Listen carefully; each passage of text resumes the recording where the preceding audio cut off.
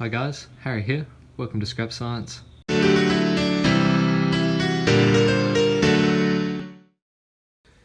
From what you're looking at right now, you can probably tell that I've been collecting a lot of beer bottles, and the reason that I'm doing this, way back in the early days of this channel, maybe some of the really old viewers might remember this, I made a video called Cannon in Tea, and it was basically just me hitting teacups with spoons, each teacup being filled with different amounts of water to the tune of Cannon in D, and I'm pretty sure it would be probably the worst video on my channel.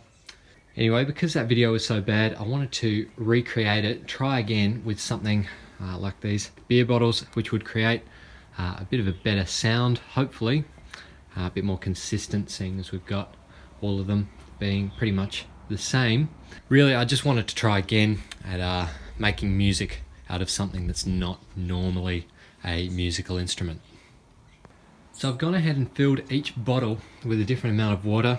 The ones down here have hardly any water in them, and then as we work our way up to the end, we get more and more until this bottle's completely full. So I'll give you a little demonstration of what that sounds like.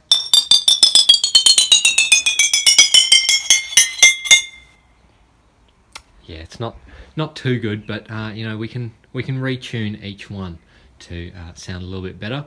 What I want to try to play with these bottles is maybe Minuet in G. That sounds like a pretty simple thing to try out with this.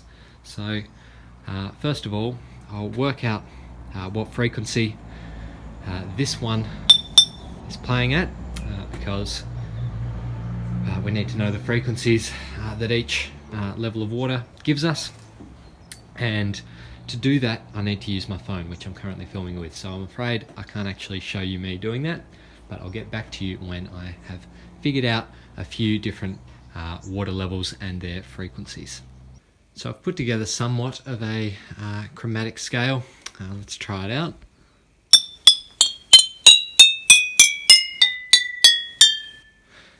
I mean, it's getting there.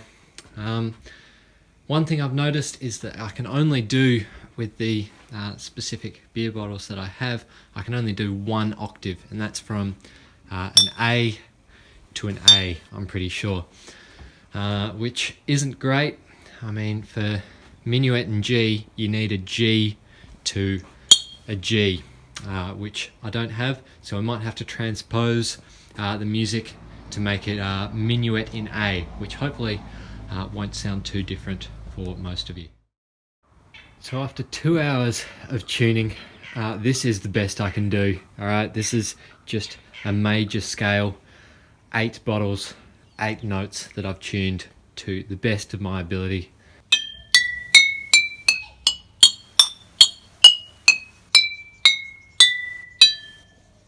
Yeah.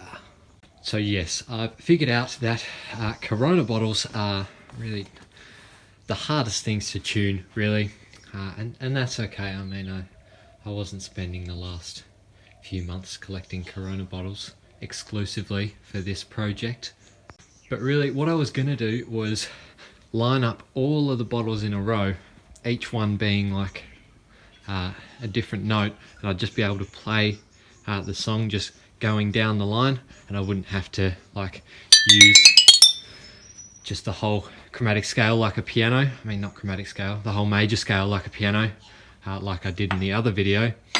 Thought that'd make it easier, but seeing as it took me 2 hours to tune 8 bottles, I don't think I can bear tuning the whole 30 of them, so we'll just stick with this and see what we can do with it. You know, I guess we can do what I said before. I think we can actually play Minuet in G with these. Let's give that a go.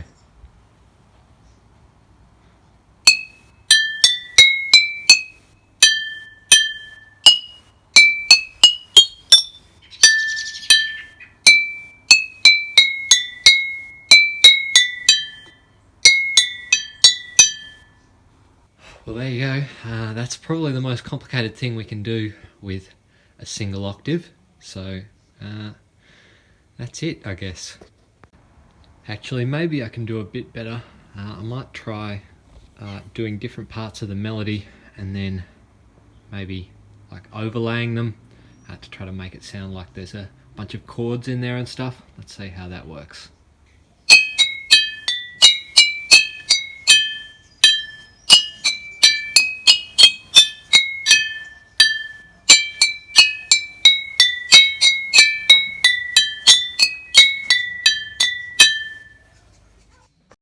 So there you go, that's it. Did it sound very good? Was it a waste of time? I don't know yet. I guess I'll find out when I'm editing this. But I think that's it. I guess I'll just recycle all of these bottles that I've collected. I'm not going to use them for anything else. See you later.